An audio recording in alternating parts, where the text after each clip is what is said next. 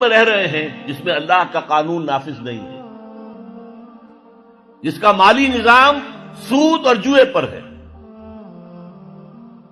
ہم اس کو بدل نہیں سکتے، کیا کریں، کہاں جائیں، کس طرف جاؤں، کسے دیکھوں، کسے آواز دوں؟ اے ہجوم نامرادی، دل بہت گھبرائے ہے، کہاں جاؤں؟ دنیا میں ایک انچ نہیں ہے، کوئی ملک نہیں ہے جہاں اے اللہ تیرا دین قائم ہو، جائیں تو کہاں جائیں؟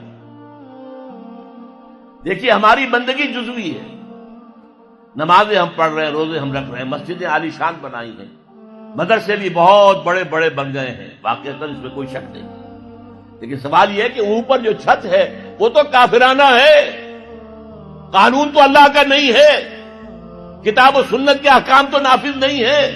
ہاں نماز ہے، روزہ ہے، حج ہے، زکوٰۃ ہے، تو نماز اور روزہ تو ہندوستان میں بھی ہو رہا ہے، وہ تو چند ایک مسجدیں ہیں جنہیں وہ تاریخی اعتبار سے کہتے ہیں کہ یہ ہمارے مندر ہوتے تھے جنہیں مسجد بنایا گیا، ورنہ وہاں پر ہزاروں لاکھوں مسجدیں ہیں، آباد ہیں، لوگ نمازیں پڑھتے ہیں، کوئی روکتا ہے انہیں؟ ہم نے یہ ملک بنایا تھا کہ یہاں اسلام کا نظام قائم کریں گے۔ نماز تو آپ امریکہ میں جا کر پڑھیے، امریکہ کو کوئی اعتراض ہی نہیں، لیکن تم کہو کہ اسلام کا نظام ہم قائم کریں گے، نہیں کرنے دیں گے تمہیں کبھی بھی۔ تم چاہو کہ تم اسلام کا معاشی نظام قائم کرو، کبھی اجازت نہیں دیں گے۔ تم چاہو کہ اسلام کی معاشرتی اقدار کو تم قائم کرو، کبھی نہیں کرنے دیں گے۔ یہ ہے اس وقت جو ہمارے ساتھ پیش آ رہا ہے معاملہ، پورا مغرب اس پر اڑا ہوا ہے، اسلامی نظام کہیں نہیں آنے دیں گے۔ ہاں نمازیں پڑھو، ہمیں کوئی اعتراض نہیں، روزے رکھو، تم روزے 30 کی بجائے 100 رکھو، ہمارا کیا لیتے ہو؟ تو اب ہم جو کفر کے تحت زندگی گزار رہے ہیں اور اس اعتبار سے اللہ کی نگاہ میں ہم کافر ہیں، لیکن سوال یہ ہے کہ جائیں تو کہاں جائیں، کریں تو کیا کریں؟ نظام کفر کا ہے، قرآن کہتا ہے وَمَن لَّمْ يَحْكُم بِمَا أَنزَلَ اللَّهُ فَأُولَٰئِكَ هُمُ الْكَافِرُونَ۔ جو لوگ قرآن کی، اللہ کی اتاری ہوئی شریعت کے مطابق فیصلے نہیں کرتے، وہی تو کافر ہے۔ کافر کسے کہتے ہیں؟ اقبال نے کہا نا، بتوں سے تجھ کو امید ہے، خدا سے نو امیدی، مجھے بتا تو صحیح اور کافری کیا ہے؟ تمہاری ساری امیدیں امریکہ کے ساتھ وابستہ ہیں، وہ مسئلہ طے کرا دے، وہ یہ کرا دے، وہ کرا دے، وہ معاملہ ہمارا، وہی تو سب سے بڑا چور وہی ہے، سب سے بڑا ڈاکو وہی ہے، سب سے بڑا اسلام کا مخالف وہی ہے، اور اسی کے پاس ہم جاتے ہیں۔ قرآن کا فتویٰ تو یہ کہ تم کافر ہو، ہاں انفرادی طور پر تم مسلمان ہو، اجتماعی طور پر قومی سطح پر تم کافر ہو۔ وَمَن لَّمْ يَحْكُم بِمَا أَنزَلَ اللَّهُ فَأُولَٰئِكَ هُمُ الْكَافِرُونَ۔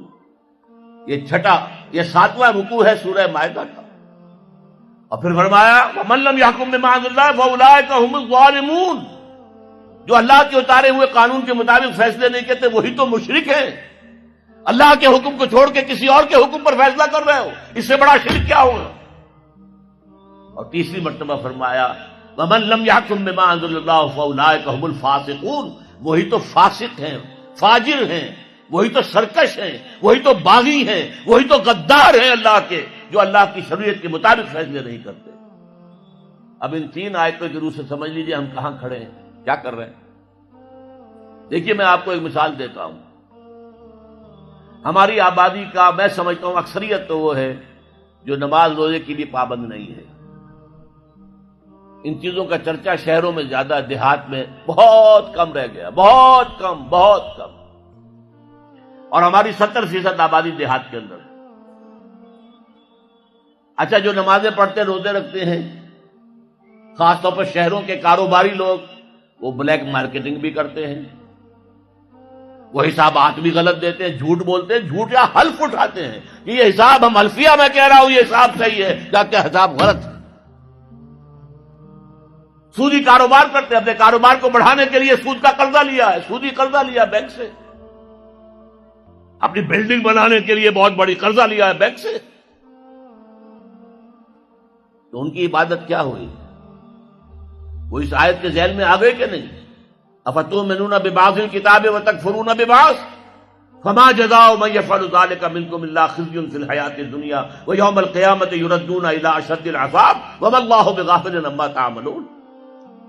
لیکن میں ان کو بھی چھوڑتا ہوں۔ فرض کیجئے ایک شخص ہے، نماز پڑھتا ہے پوری 5 وقتہ مسجد میں، رمضان کے روزے رکھتا ہے، اور بھی اللہ توفیق دیتا ہے ایام 20 کے روزے رکھ لیتا ہے، یا ہفتے میں 2 روزے رکھتا ہے، سوموار کے اور جمعرات کے وغیرہ، زکوٰۃ دیتا ہے، کاروبار بھی سارے حلال کر رہا ہے، حرام نہیں کر رہا، سود میں بھی براہ راست ملوث نہیں ہے، نہ پیسہ سود پہ اوپر بینک میں رکھ کر سود کھایا، نہ سود پر قرضہ لے کر کوئی اپنا کاروبار بڑھایا، نہ کوئی اپنا کارخانہ لگایا، نہ کوئی اپنے بلڈنگ اونچی بنائی۔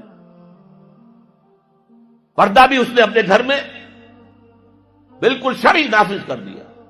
وہ اس پورے اسلام پر کاربند ہے جس میں وہ کاربند ہو سکتا ہے اس وقت، لیکن وہ اس قوم کا فرد ہے جو قوم اللہ کے فتوے کے مطابق کافر قوم ہے،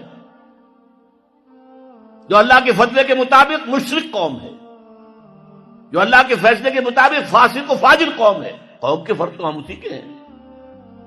چور کا ہاتھ تو نہیں کاٹا جا رہا، ڈاکوؤں کو وہ سزا تو نہیں جا رہی سورہ مائدہ میں جو آئی ہے، ان کے ہاتھ اور پاؤں مقابل سم سے کاٹ دیے جائیں، یا یہ کہ انہیں ملک سے باہر دفع کر دیا جائے، قتلوا تقتیلا، ان کے ٹکڑے کر دیے جائیں۔ ڈاکوؤں کو کوئی سزا ملتی ہے ایسے؟ لیکن اصل میں جو لوگ شور مچا رہے ہیں وہ ہیں جو کہتے ہیں کہ یہ اسلامی سزائیں وحشیانہ ہیں۔ بے نظیر بھٹو کا کہنا ہے یہ وحشیانہ سزائیں ہیں، اللہ کی دی ہوئی سزائیں وحشیانہ ہیں، معاذ اللہ ثم معاذ اللہ ثم معاذ اللہ، کلمہ کفر ہے۔ اب اس کا کیا علاج ہے ہمارے پاس؟ کیا کریں؟ میری بات کو توجہ سے سنیے، اس نظام باطل کو ذہناً تسلیم مت کرو، اس نظام باطل کی خدمت مت کرو، don't reconcile with it, don't serve it, don't support it. اس نظام کے تحت پھلنے پھولنے دولت مند بننے کی کوشش مت کرو، بلکہ اپنی زندگی کو سکیڑو، اپنی ضروریات کو کم کرو، اپنے آپ کو ذرا آزاد کرو، اپنا وقت، تاکہ اس وقت کو تم لگا دو اس نظام کے خلاف جد و جہد میں۔ ایک ایسی جد و جہد، ایک ایسی کوشش کہ اس نظام باطل کو جڑ سے اکھیڑ کر پھینکنا ہے اور اس کی جگہ نظام حق، دین حق نافذ کرنا ہے۔ یہ جد و جہد اگر کرو گے، تن من دھن لگاؤ گے، تو یہ کفارہ ہو جائے گا کہ تم کافرانہ ملک میں رہ رہے تھے، جس کا نظام کافرانہ تھا۔ تم چاہے اپنے آپ کو مسلمان سمجھتے تھے، لیکن نظام کافرانہ تھا جس کے تحت تم زندگی گزار رہے تھے۔ ہاں، اگر یہ کرو، اے اللہ میں نے اس نظام کو ذہناً تسلیم نہیں کیا، اے اللہ میں نے اس کی خدمت نہیں کی، میں نے اسے سپورٹ نہیں کیا، اے اللہ میں نے اس کے درمیان اس کے نیچے رہتے ہوئے عیش کرنے کی کوشش نہیں کی، اے اللہ بلکہ میں نے کم سے کم اپنی ضروریات کر کے وقت نکالا اور اس کے خلاف جد و جہد کی، اس نظام کو اکھاڑ کر پھینکنے کے لیے کوشش کی، اور تیرا نظام لانے کی جد و جہد کی۔ لا نہیں سکے تو اے اللہ ہم کیا کریں؟ ہمارے اختیار میں تو نہیں ہے، وہ آئے گا تو اسی وقت جب تیری مرضی ہوگی، تیرا منشا ہوگا، لیکن ہم نے اپنی زندگی لگا دی۔ اگر تو یہ ہے تو کفارہ ہو گیا، اللہ کے عذاب سے آپ بچ جائیں گے۔ اگر یہ نہیں کہہ سکتے، آپ تو بھر اپنے باطل نظام میں رہ رہے ہیں، عیش کر رہے ہیں، اور آپ پھیلنے پھلنے پھولنے کی کوششیں کر رہے ہیں، اور زیادہ عیش مل جائے، اور زیادہ آسائشیں مل جائے، بڑا مکان بنا لوں، اور بڑا محل بنا لوں، اور بڑی حویلی بنا لوں، اور کاروبار پھیلا لوں، 1 مل تھا 2 بن جائیں، 2 کے 3 ہو جائیں۔ اگر اس چکر میں آپ رہے اس نظام باطل کے تحت، تو آپ اسی کے ایبیٹر ہیں، آپ اسی کے مؤید ہیں، آپ اس کے سپورٹر ہیں، اور آپ بھی اتنے ہی بڑے مجرم ہیں جتنا بڑا یہ نظام مجرم۔ وَتَصْلِيَةُ جَحِيمٍ